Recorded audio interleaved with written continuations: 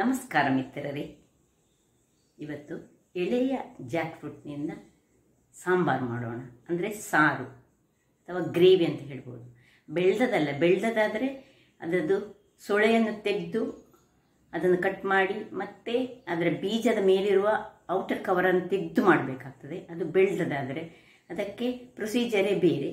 ಇದು ಎಳೆಯ ಗುಜ್ಜೆಯಿಂದ ನಾವೊಂದು ಸಾಂಬಾರು ಬಹಳ ರುಚಿಕರವಾಗಿರ್ತದೆ, ತಿನ್ನಲಿಕ್ಕೆ ಸಹ ಬಹಳ ಒಳ್ಳೆಯದಾಗ್ತದೆ. ಹಾಗಾದರೆ ಹೇಗೆ ಮಾಡುವುದು, ಏನೆಲ್ಲ ಸಾಮಗ್ರಿಗಳು ಬೇಕೆಂದು ನೋಡೋಣಲ್ಲವೇ ಮಿತ್ರರೇ? ಇವತ್ತು ಜಾಕ್ ಫ್ರೂಟಿನ ಕೊದ್ದೇರು ಅಥವಾ ಸಾರು ಅಥವಾ ರಸ ಏನು ಹೇಳ್ಬೋದು, ನಾವು ಮಂಗಳೂರುಗಳು ಮಾಡುವಂಥದ್ದು. ನೋಡಿ, 7-8 ಬ್ಯಾಡಿಗೆ ಮೆಣಸು ತೆಗೆದುಕೊಂಡಿದ್ದೇನೆ. 1 ಚಮಚದಷ್ಟು, 1.5 ಚಮಚದಷ್ಟು ಕಡಲೆಬೇಳೆ, 1 ಚಮಚದಷ್ಟು ಟೀಸ್ಪೂನ್ಸ್ ಎಲ್ಲ ನಾನು ಹೇಳೋದು ಉದ್ದಿನ ಬೇಳೆ, ಆಮೇಲೆ ತೆಂಗಿನ ತುರಿ 150 ಗ್ರಾಮ್ಸ್ನಷ್ಟು, 1 ನೀರುಳ್ಳಿಯನ್ನು ಉದ್ದಕ್ಕೆ ನೋಡಿ ಹೀಗೆ ಹೆಚ್ಚಿಟ್ಟುಕೊಂಡಿದ್ದೇನೆ, ಸ್ವಲ್ಪ ಕರಿಬೇವಿನ ಸೊಪ್ಪು, ಹಿಂಗು, ಮತ್ತು ಈ ಜಾಕ್ ಫ್ರೂಟನ್ನು ನಾನು ಕಟ್ ಮಾಡಿಟ್ಟುಕೊಂಡಿದ್ದೇನೆ. ಗುಜ್ಜೆಯನ್ನು ಸಣ್ಣ ಸಣ್ಣದಾಗಿ ಹೆಚ್ಚಿಟ್ಟುಕೊಂಡಿದ್ದೇನೆ. ತುಂಬ ಬೆಳಿಲಿಲ್ಲ ಅದು, ಅದರಿಂದಾಗಿ ಅದರದ್ದು ಸೀಡ್ಸನ್ನು ನಾನು ಸಪರೇಟ್ ಮಾಡಲಿಲ್ಲ, ಅದು ಎಳತ್ತುಂಟು. 1.5 ಚಮಚದಷ್ಟು ಕೊತ್ತಂಬರಿ ಬೀಜ, 1 ಚಮಚದಷ್ಟು ಜೀರಿಗೆ, ಒಗ್ಗರಣೆಗೆ ಬೆಳ್ಳುಳ್ಳಿ, ಸಾಸಿವೆ ಹಾಗೂ ಕರಿಬೇವಿನ ಸೊಪ್ಪು. ಹಾಗಾದರೆ ಮೊದಲಿಗೆ ಒಂದು ಪಾತ್ರೆ ಇಟ್ಟು ಈ ಗುಜ್ಜೆಯನ್ನು ಬೇಯಿಸಿಕೊಳ್ಳೋಣ.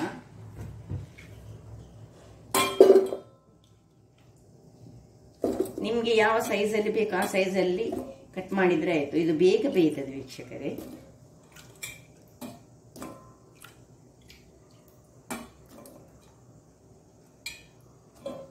ಸ್ವಲ್ಪ ನೀರು ಹಾಕ್ತೀನಿ, ಇದಕ್ಕೆ ಬೇಯಲಿಕ್ಕೆ ಬೇಕಿದ್ದಷ್ಟು ನೀರು. ಆನ್ ಮಾಡ್ಕೊಳ್ಳೋಣ. ಬೇಗ ಬೇಯ್ತದೆ, ಗುಜ್ಜೆ ಪಕ್ಕ ಬೇಯುವಂಥದ್ದು. ಮತ್ತು ಈ ನೀರುಳ್ಳಿ, 1 ನೀರುಳ್ಳಿಯನ್ನು ಹೆಚ್ಚಿಟ್ಟುಕೊಂಡಾದ ನೀರುಳ್ಳಿಯನ್ನು ಹಾಕ್ತಿದ್ದೇನೆ. ಮತ್ತು ಸ್ವಲ್ಪ ಕರಿಬೇವಿನ ಸೊಪ್ಪನ್ನು ಹಾಕೊಡೋಣ.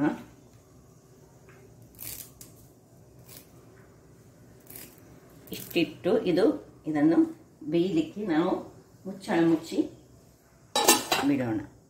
ವೀಕ್ಷಕರೇ, ಈಗ ಇಲ್ಲಿ ಗುಜ್ಜೆ ಬೇಯ್ತಾ ಉಂಟು. ಇಲ್ಲಿ ನಾನು ಒಂದು ಬಾಣಲೆಯನ್ನಿಟ್ಟು ಇದರಲ್ಲಿ ನಾವೀಗ ಎಲ್ಲ ಈ ಮಸಾಲೆಗಳನ್ನು ಹುರಿಲಿಕ್ಕಿಲ್ಲ. ಇದರಲ್ಲಿ ಖಾಲಿ ಸುರಿಗೆ ನಾವು ಈ ಕಡಲೆಬೇಳೆ ಡ್ರೈ ರೋಸ್ಟ್ ಮಾಡೋದು ಮತ್ತು ಈ ಉದ್ದಿನ ಬೇಳೆ ಸುರಿಗೆ ಸ್ವಲ್ಪ ಅದನ್ನು ಫ್ರೈ ಮಾಡಿ ಮತ್ತು ಈ ಮೆಣಸನ್ನು ಹುರಿಯೋದು. ಮತ್ತು ಉಳಿದ ಜೀರಿಗೆ ಮತ್ತು ಕೊತ್ತಂಬರಿಯನ್ನು ಹಸಿಯಾಗಿಯೇ ನಾವು ಹಾಕ್ತಾ ಇದ್ದೇವೆ. ಅದು ಒಂದು ಬೇರೆ ರೀತಿಯ ಪರಿಮಳವನ್ನು ಕೊಡ್ತದೆ ವೀಕ್ಷಕರೇ.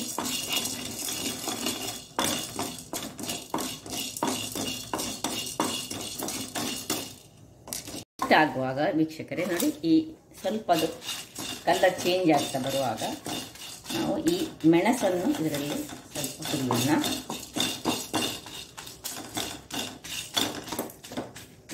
ಮೆಣಸು ಸ್ವಲ್ಪ ಉಬ್ಬುವಾಗ ಇದನ್ನು ಆಫ್ ಮಾಡಿಕೊಂಡ್ರೆ ಆಯಿತು.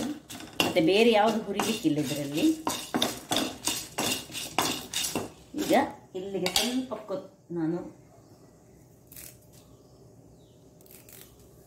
ಸ್ವಲ್ಪ ಹಾಕ್ಕೊಳ್ತಿದ್ದೇನೆ.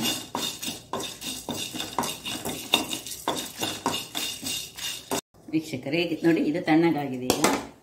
ಈಗ ಇಲ್ಲಿ ಇದನ್ನು ನಾನೊಂದು ಮಿಕ್ಸಿ ಜಾರಿಗೆ ಫ್ರೈ ಮಾಡಿದನ್ನು ಹಾಕ್ಕೊಳ್ತಿದ್ದೇನೆ. ಮತ್ತು ಅದರೊಟ್ಟಿಗೆ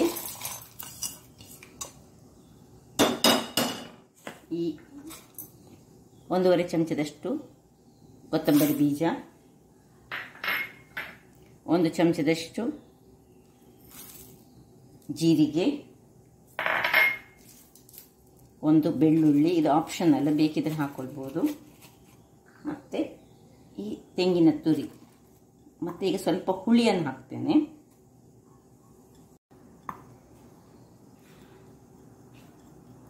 ಒಂದು ತುಂಡು ಹುಳಿ, ಸ್ವಲ್ಪ ಹಳದಿ, ಒಂದು ಅರ್ಧ ಸ್ಪೂನ್ನಷ್ಟು ಹಳದಿ, ಇಷ್ಟನ್ನು ಹಾಕಿ ಒಳ್ಳೆ ಫೈನ್ ಪೇಸ್ಟ್ ಮಾಡ್ಕೊಂಡು ತರ್ತೇನೆ ನಾನು.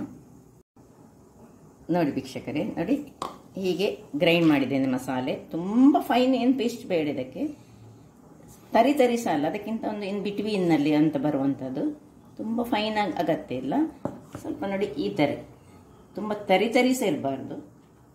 ಈಗ ಇಲ್ಲಿ ನೋಡಿ ಇದು ಬೇಯ್ತಾ ಉಂಟು ನೋಡಿ. ಈಗ ಇದಕ್ಕೆ ನಾನು ಸ್ವಲ್ಪ ಹಿಂಗನ್ನು ಹಾಕ್ಕೊಳ್ತಿದ್ದೇನೆ.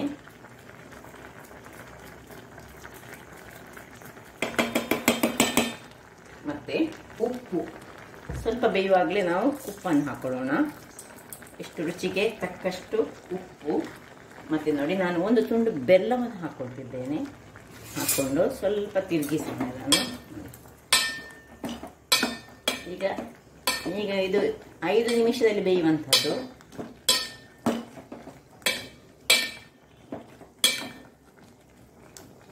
ಇನ್ನು ಬೇಯಲಿಲ್ಲ, 2 ನಿಮಿಷ ಆಯ್ತಷ್ಟೇ ಅಲ್ಲ. ಇದು ಉಪ್ಪು ಬೆಲ್ಲ ಹಾಗೂ ಹಿಂಗಿನೊಟ್ಟಿಗೆ ಅದು ಮಿಕ್ಸ್ ಆಗಲಿ. ವೀಕ್ಷಕರೇ ನೋಡಿ, ಇಲ್ಲಿ ಇದು ನೋಡಿ ಒಳ್ಳೆ ಬೆಂದಿದೆ ನೋಡಿ. ಈಗ ಉಪ್ಪೆಲ್ಲ ಹಾಕಿ, ಉಪ್ಪು ಬೆಲ್ಲ ಇಂಗು ಎಲ್ಲ ಸೇರಿ, ಇದು ನನ್ನ ಸ್ವಲ್ಪ ಎಳೆಯದ್ದು. ಸಪೋಸು ನೀವು ಅದು ಬೆಳೆದ ಗುಜ್ಜೆ ಆದರೆ ಇದರದ್ದು ಈ ಒಳಗಿನ ಬೀಜವನ್ನು ಸಪರೇಟ್ ಮಾಡಿ ನೀವು ಸೊಳೆಯನ್ನು ಬಿಡಿಸಿಕೊಂಡು ಮಾಡಬೇಕು. ಇದು ಎಳೆಯದಾದ್ರಿಂದಾಗಿ ನಾನು ಸೀದಾ ಅದರ ಒಟ್ಟಿಗೆ ಹಾಕಿದೆ ನೋಡಿ. ನನ್ನದು ಈ ಬೀಜಗಳು ನೋಡಿ ಎಷ್ಟು ಎಳೆಯದಾಗಿದೆ. ಸ್ವಲ್ಪ ಬೆಳೆದ ಬೀಜ ಆದರೆ ಬೇರೆ ಕುಕ್ಕರಲ್ಲಿ ಸಹ ಸ್ವಲ್ಪ 1 ವಿಸಿಲ್ನಲ್ಲಿ ಬೇಯಿಸ್ಬೋದು ಬೆಳೆದದಾದರೆ. ಇದನ್ನು ಹಾಗೆ ಮಾಡಲಿಕ್ಕೆ ಆಗೋದಿಲ್ಲ, ಯಾಕೆಳಿದ್ರೆ ತುಂಬ ಎಳತ್ತಿದು ನೋಡಿ. ಈಗ ಇಷ್ಟ ಆಗುವಾಗ ನೋಡಿ ಇದು ಬೆಂದಿದೆ ನೋಡಿ, ನೋಡಿಕೊಳ್ಬೇಕು. ಬೆಂದ ಕೂಡಲೇ ಈ ಮಸಾಲೆಯನ್ನು ಇದರಲ್ಲಿ ಹಾಕೊಳ್ಳೋಣ.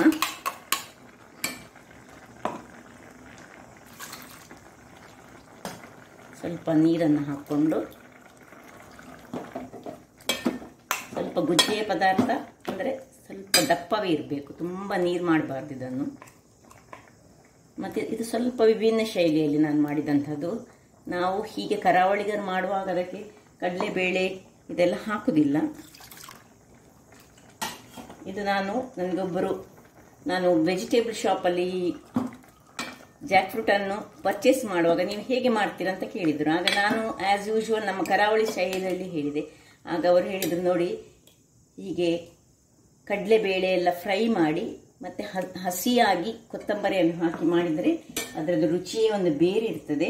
ಅದರಿಂದಾಗಿ ಹಾಗೆ ಮಾಡಿ ತೋರಿಸಿ ನೀವು ಈ ಸರ್ತಿ ಅಂತ ಹೇಳಿದರು. ಹಾಗಾಗಿ ನಾನು ಸ್ವಲ್ಪ ನನ್ನ ಶೈಲಿಯನ್ನು ಸ್ವಲ್ಪ ಚೇಂಜ್ ಮಾಡಿದ್ದೇನೆ ನೋಡಿ.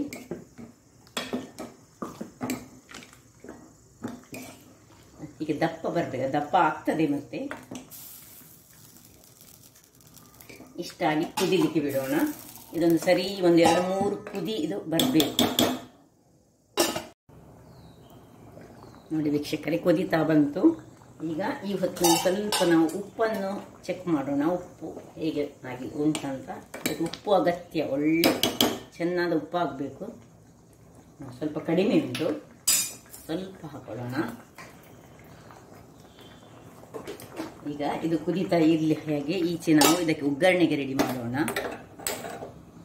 ಗ್ಯಾಸ್ ಆನ್ ಮಾಡ್ಕೊಂಡಿದ್ದೇನೆ. ಸಣ್ಣ ಒಗ್ಗರಣೆಯಲ್ಲಿ ಸ್ವಲ್ಪ 1-2 ಚಮಚದಷ್ಟು ಎಣ್ಣೆ ಹಾಕೊಳ್ಳೋಣ. ಎಣ್ಣೆ ಬಿಸಿಯಾಗಲಿ. ಇದು ಈಗ ನಾನು ಸ್ವಲ್ಪ ಎಳೆದು ಮಾಡಿದ್ದೇನೆ. ಬೆಳ್ದದ್ದು ಉಂಟಲ್ಲ ವೀಕ್ಷಕರೇ, ಬೆಳ್ದದ್ದು ಮಾಡಿದರೆ ಅದರ ಸೊಳ್ಳೆಗಳು ದಪ್ಪ ದಪ್ಪ ಇರ್ತದೆ ಹಾಗೂ ಅದರ ಬೀಜಗಳು ಬೆಳೆದಿರ್ತದೆ. ಅದಕ್ಕೆ ನಮ್ಮ ಹಿರಿಯರು ಮುಂಚೆ ಒಂದು ಬೊಳ್ಳು ಕಲ್ಲಿದ್ದು ಅಂದರೆ ಬಿಳಿ ಕಲ್ಲಿನ ಒಂದು ಒಗ್ಗರಣೆ ಕೊಡ್ತಿದ್ದು. ಬಹಳ ಸೂಪರ್ ಕಾಂಬಿನೇಷನ್ ಆ ಒಗ್ಗರಣೆ ನೋಡಿ. ಇಲ್ಲಿಗೆ ಸಾಸಿವೆ ಹಾಕ್ತಿದ್ದೇನೆ. ಅಂಥದ್ದನ್ನು ಇನ್ನೊಮ್ಮೆ ನಾನು ನಿಮಗೆ ಮಾಡಿ ತೋರಿಸ್ತೇನೆ. ಈಗ ನೋಡಿ ಅದಕ್ಕೆ ಜಜ್ಜಿಟ್ಟ ಬೆಳ್ಳುಳ್ಳಿ ಹಾಕ್ತಿದ್ದೇನೆ. ಒಂದು ಮೆಣಸನ್ನು ಕಟ್ ಮಾಡಿ ಹಾಕ್ತಿದ್ದೇನೆ. ಇನ್ನು ಕರಿಬೇವಿನ ಸೊಪ್ಪು,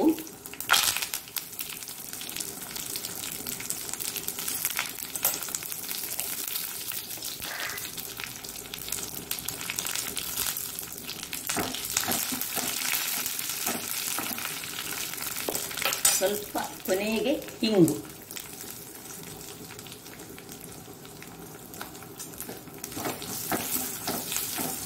ಹಿಂಗು ಹಾಕಿ ಹೆಚ್ಚು ಹೊತ್ತು ಇಡಲಿಕ್ಕಿಲ್ಲ. ಸ್ವಲ್ಪ ಅದು ಹಿಂಗಿನ ಪರಿಮಳ ಎಣ್ಣೆಯಲ್ಲಿ ಮಿಕ್ಸ್ ಆಗುವಾಗ ಅದನ್ನು ಪಕ್ಕ ಆಫ್ ಮಾಡಿಕೊಳ್ಳೋದು. ಈಗ ನೋಡಿ ಇಲ್ಲಿಗ ಇದು ಒಳ್ಳೆ ಕುದಿತಾ ಸಹ ಉಂಟು ನೋಡಿ. ಆಯಿತು, ಇದು ಹುರಿದು ರೆಡಿಯಾಗಿದೆ. ಈ ಒಂದು ಒಗ್ಗರಣೆಯನ್ನು ಇದಕ್ಕೆ ಮಿಕ್ಸ್ ಮಾಡುವ.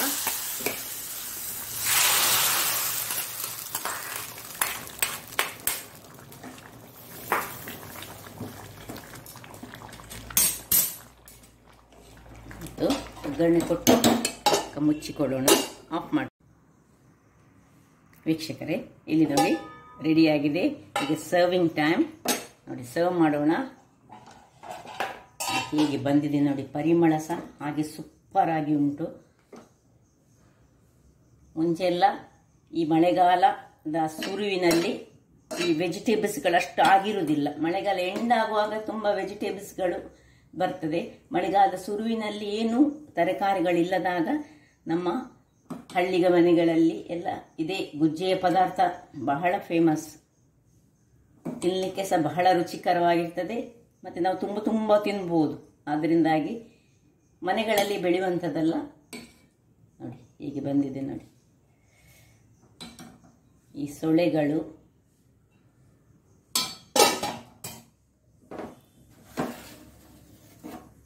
ನೋಡಿದ್ರಲ್ಲ, ಎಷ್ಟು ಸುಲಭ ವಿಧಾನ. ಎಷ್ಟು ಒಂದು 10, 15, 20 ನಿಮಿಷದಲ್ಲಿ ಈ ಪದಾರ್ಥವನ್ನು ನಾವು ಮಾಡಬಹುದು. ಹಾಗಾದರೆ ಈ ನನ್ನ ಕುಕಿಂಗ್ ಚಾನಲ್ ಇಷ್ಟ ಆದರೆ ಬೋಳೂರು ಸುವರ್ಣ ಚಾನಲನ್ನು ಲೈಕ್ ಮಾಡಿ, ಶೇರ್ ಮಾಡಿ ಹಾಗೂ ಸಬ್ಸ್ಕ್ರೈಬ್ ಮಾಡಿ ಹಾಗೂ ನನ್ನ ಇನ್ಸ್ಟಾಗ್ರಾಮ್ ಪೇಜನ್ನು ಫಾಲೋ ಮಾಡಿ. ಧನ್ಯವಾದಗಳು.